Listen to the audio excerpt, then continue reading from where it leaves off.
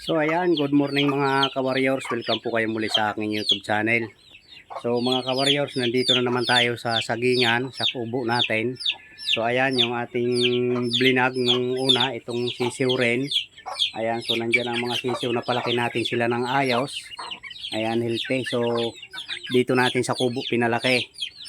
Ngayon ang ina naman ay nandito. Nilagay na natin sa scratch pen. Tapos ito naman mga ka-warriors ngayon yung ating vlog. Ito.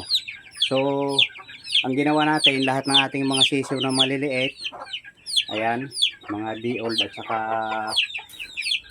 1 week yung iba nito, pinagsama-sama natin mga ka-warriors. So, ang ginawa natin, ayan o, nilagay na natin dito lahat, yung mga sisiw, pinagsama-sama natin. Ayan. Tapos, ang ginawa natin, ayun, may tubig na sila, may vitamins. Ay ano yan, yung ating inano dyan muna, sulfar, para hindi sila sipunin.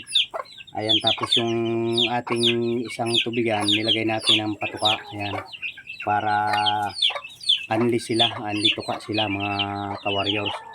Ayan, ayun yung iba, yung nanay, ayan, yung nanay ng ibang sisiw. Ayan. So, bali ito yan mga ka-warriors. Ayan, so ano natin ang camera. Ayan mga ka-warriors, so ayan. Ayan sila. Bali 22 pieces sila mga ka-warriors. Ayan.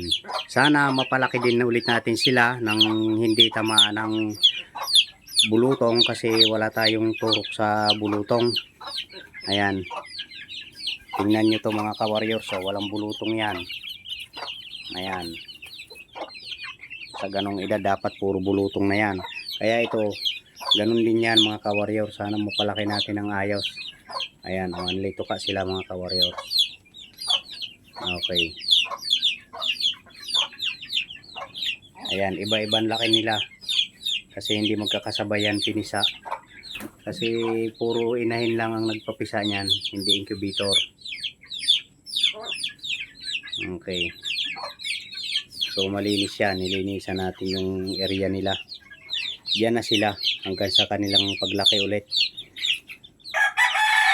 Sana lumaki ng ayos. Ayan, inom ng inom.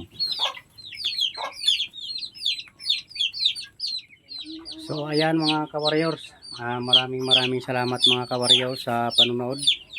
Ayan, so sa mga suporta ninyo, maraming salamat sa mga nag-subscribe. Ayan, maraming salamat mga ka-warriors. Ayan, see you next video mga ka-warriors.